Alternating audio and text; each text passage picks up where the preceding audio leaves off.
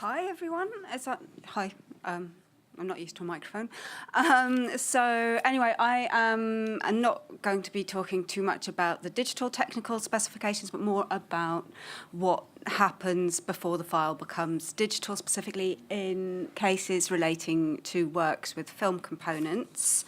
So what impact does the proliferation of media have on the way that artists finalise their works? I'll be looking at works by Aldo Tambolini made in the 1960s, by Tina Keane in the 1980s, and Ben Rivers in 2010, which demonstrate the changes over time to the technologies available to artists and the implications for conserving these works in the present day. The abundance of choice can result in works with two distinct versions under a single title, each with distinct master formats rendered at different points in the production process. When working on film artwork conservation in the present, also coming from a background where a digitisation is expected, and a lot of analogue preservation options aren't available anymore, it's important to remember that format changes have been a part of film production for a long time, and so an artist's purely analogue 16mm workflow may have included steps like these ones you can see up here, so involving a remediation process to render them viable source components for a 16mm artwork, such as Super 8 or Standard 8 or optical blow up to 16mm, so TV broadcast filmed with a camera from the TV screen, or video done with a telerecording or kinescope to 16mm in a more controlled fashion. And then, as you can see by my snipped up diagram there, this 16mm intermediate is then cut up to make the edited master. So it's kind of destroyed in the process of making the masters. Present realities have added new levels to this picture. Both the increasing reverence for analogue film is emphasised by the ever-increasing obsolescence and expense of materials and processes, but no less by the decreasing opportunities for hands-on film handling experience in a museum collection where the majority of time-based media artworks in the collection are not film-born, but diverse in ways that require many other areas of expertise to be honed, and nonetheless, whether analogue or digital, have to run for 80 to 100 hours per week in the museum setting for display runs of a year or more sometimes. It may not be possible to have direct access to the master materials. The film artwork may have been additioned. The full production history may be obscured or otherwise forgotten. The film artwork may be being acquired as a digital rather than analogue film object. The exact path from the film to digital may not be adequately described, and the work may have been previously tested to SD, for example, and so the possibility that the artist or their representative will strongly encourage the collection or institution to purchase a new definitional digital master in the future will remain open in these cases. The status of these digital or previous analogue transfers changes when you get a new master, remastered file. But aside from as a research reference, the question of the relevance of these materials remains open. So it's very important to check reasoning and budget before planning your workflow, and then go over your reasoning and budget again, because it can get quite expensive. So far, so familiar.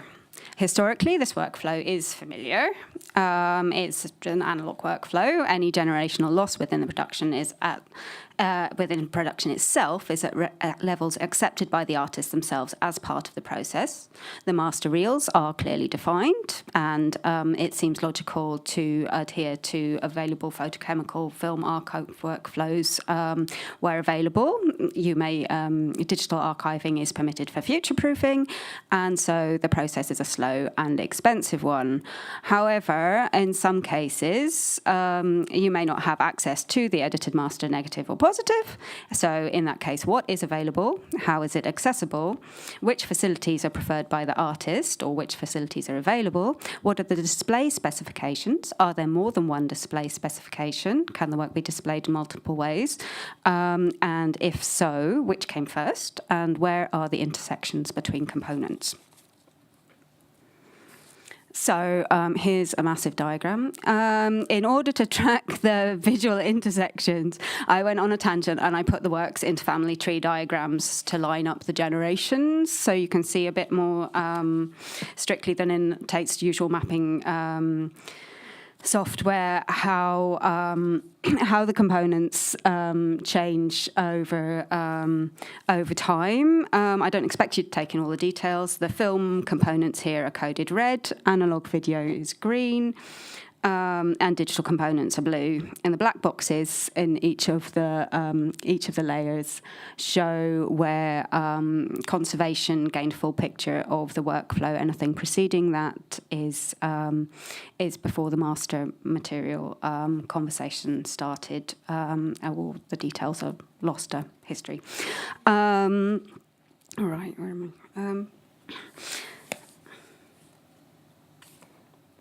What's interesting is that then also you can see for slow action and for faded wallpaper, there's a video master and digital video masters for those two works that precede the 16mm master components in production.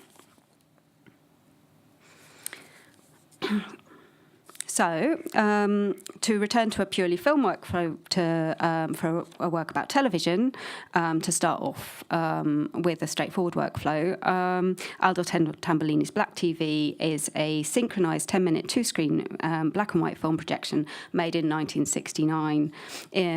The subject matter is how the viewer relates to information received via video and television, with the footage of Tambellini's own video works and broadcast television news footage filmed from TV screens.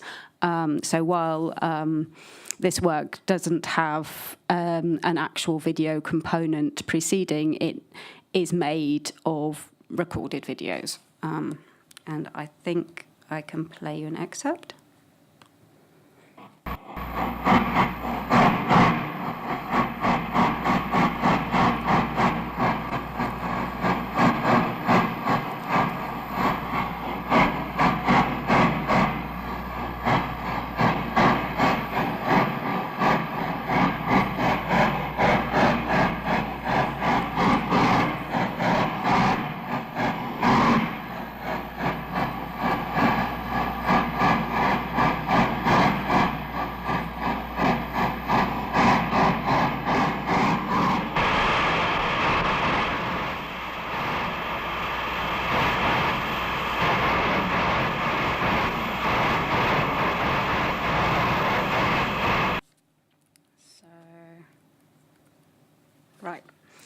And so for this work, the master elements are held at Harvard Film Archive in the Aldo Tambellini collection. They can't leave the United States. In 2017, it was agreed that Tate could undertake a full analogue archiving of the work.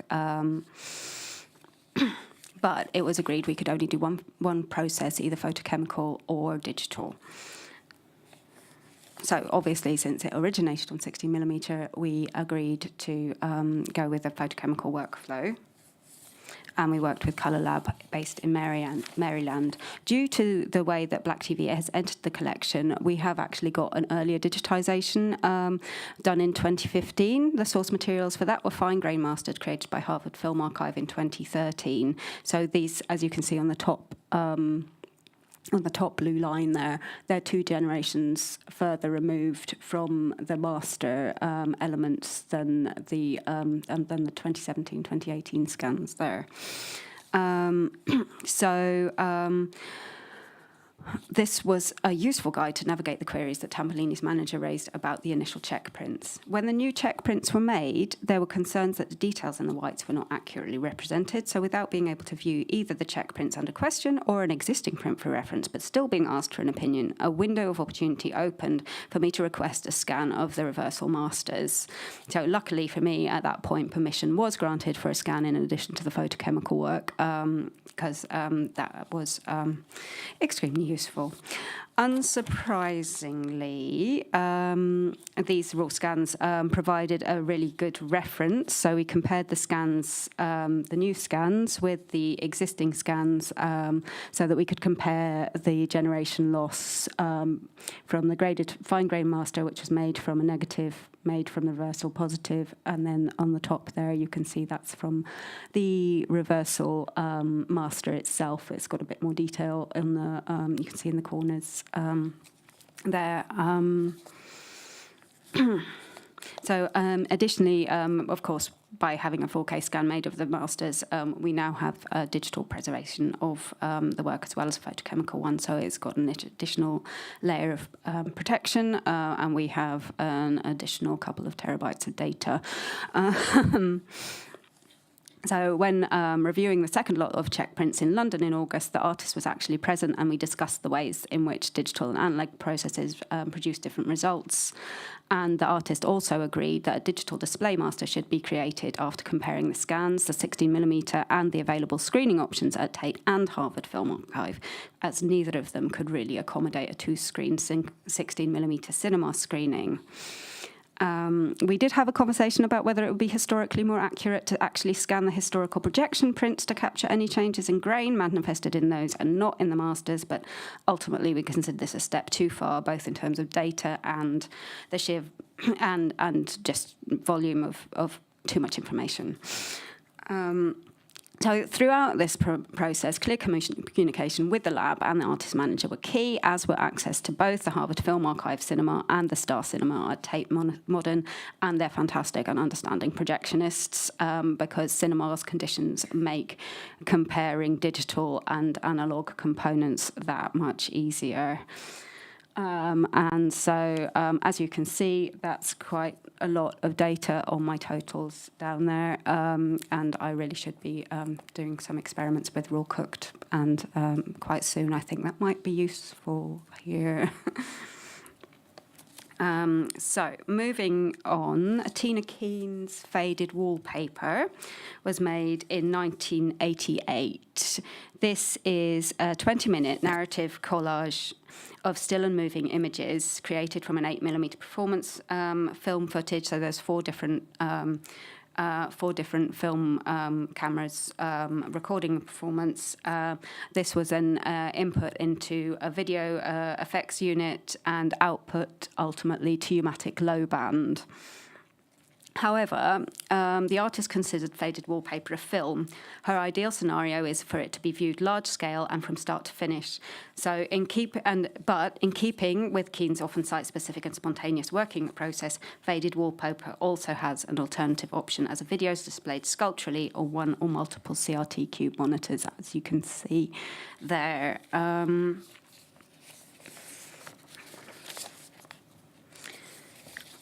So for the CRT version, the U-matic video is historically used as a source for the display media. However, since it was not affordably possible to project a video in 1988, a film print was made from the U-matic low band, recording the image off a broadcast monitor with the projector set to 25 frames per second to match the PAL video standard frame rate from the Video Master. When Tate was supplied with the components for this acquisition, we received the 16mm film print from Tina's own collection, 2K digitisation of the 16mm, and a 10-bit uncompressed MOV ingest from the low band tape. This tape and the only other surviving print of faded wallpaper reside at Lux, London, and slightly confusingly for me, the film elements arrived before the uncompressed video, so I had to do some research to determine that yes, there definitely was a video, and then I asked for it, and it arrived very quickly. Upon comparison, the 10-bit uncompressed file had far more vivid colours that were evident on the film print, and the separation of the video effect layers was far more pronounced and vivid. And so while it was clear that some colour loss would have occurred during the transfer from video to film, it was also clear that the film print had faded. Additionally, the film scan was set to a default 24 frames per second as opposed to 25 frames frames per second. So frame for frame, the content of the film scan and the video were absolutely identical. So we concluded that, yes, absolutely, the U-matic was the source for the film print. But some further research was required to determine how the 16mm prints would have looked originally. Very fortunately for me, faded wallpaper was included in the Tina Keen retrospective screening here last summer, here at the BFI, here, actually, right here. And the print and faded wallpaper was screened on 16mm, so I had an actual view of what a film print actually looked like projected for that particular work. That was extremely instructive also because a lot of other works were shown as digitizations from U-matic tape, so I had a comparison of the different formats right there, unsolicited. It was amazing. Also, very, very luckily, because there are only two film prints, the one that was given to Tate and the one that is at Lux, Lux kindly let me compare those two prints as well for additional references. So empirically, it was clear that the video is the higher level master, but the film print for faded wallpaper was created to very specifically facilitate the ultimate aim of the artist, for it to be possible for the work to be projected as a film in a cinematic screening context. So since the transfer of the film is the step that facilitated the artist's ultimate vision for the work at the time it was created, and additionally, the BFI screening clearly demonstrated the value placed by the artist on the status of faded wallpaper as a 16mm film, a new 2K restoration was made from the film print at Restore Studios. And so you can see, I'll play a clip, so you can see this is the U-matic on this side, and 16mm on this side of the screen, so you can see the data.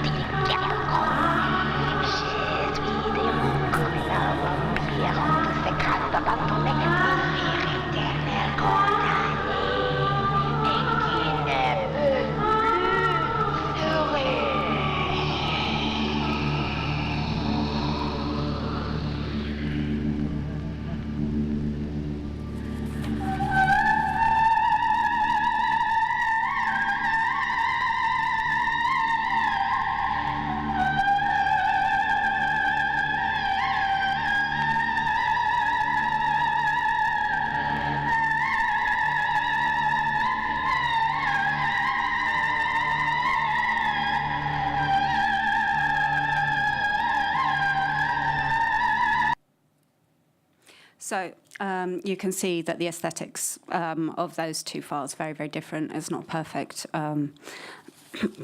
It's not perfect realization, obviously, side by side in the same video container. But and here is the film print. As you can see, it's very it's quite faded. And so, in short, we archived the two versions of faded wallpaper digitally, and it was decided not to print the film back to film. And the decision to which file to project was left to curatorial context, because that felt most appropriate in this instance. So Ben Rivers' slow action, it can be displayed either as a full-screen synchronized HD video installation or as a 45-minute 16mm film projection with timed screenings. It was shot on black and white and color 16mm negative with an anamorphic lens. But for editing, an HD telecine was made so that the footage could be edited in Final Cut Pro. The 4 digital videos were exported directly from this timeline and mastered to ProRes, but the edit decision list was then exported to the timeline used by a negative cutter to create the master reels from the camera negatives for the 16mm. So this process is quite similar to any productions made during the years of when telecine and Final Cut and 16mm negative cutting were all available. So as you can see from the blue influx at the beginning of the diagram, an awful lot of the initial production is digital, even though this is a 60mm film production. So when dealing with workflows like this, it's important to keep track of the changes. Do I need to? Oh, okay. So stop. It's important to keep track of the differences. So here you can see the unstretched anamorphic negative. It's got a lot more detail around the edges on the, and then you've got the HD telecine, and then the 2K stretched and conformed film scan, which is graded to match the film rather than graded to match the HD. So you can see there's visible difference, and there's also differences in colour spaces, which I haven't quite figured out if that's something that should be being standardised or not. So even though there are other differences, in between the two versions of slow action, because of the photochemical workflow, which is all printed back onto colour stock rather than black and white spliced in, there's an element of tinting on the black and white sections on the 16mm projection prints, and the digital components all have true black and whites rather than any tinting. Also, the editing, Ben went back and re-edited the HD opening sequences, so that is a notable difference if you compare the two side by side. And we resynced the soundtrack for the 16mm going back to the original digital, which it turned out deviated from the content of Ben's own optical sound negative. So I'm not quite sure if there's some electronic kind of current variation or something that happened, but there's a very strange kind of drifting in and out of sync at a certain point on that, which was not noticeable apart from if you're actually doing conservation checks. So that's it. Really, the only other thing that I meant to say is that the one thing that Ben mentioned was Cinevata prints for 16mm cinema screening, because then the anamorphic frame could be retained digitally just on an analog projector, rather, because of scarcity of 16mm analog anamorphic lens availability in contemporary cinema environments. So that's it. Yeah, you can.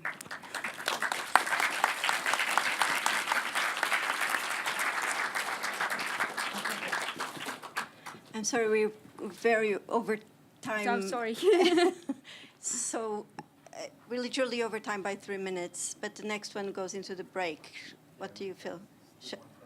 Shall we have one question? Oh, okay. I think we may have to have a long break today. I need guidance here. What shall I do? There's like at least 3 questions that I can see from here. You can just grab me in the break. I'll talk to you. Or Ask them who's got the best question. who shouts loudest? I can't see. The problem is I can also read this here. So one question. Who's the closest? Sorry.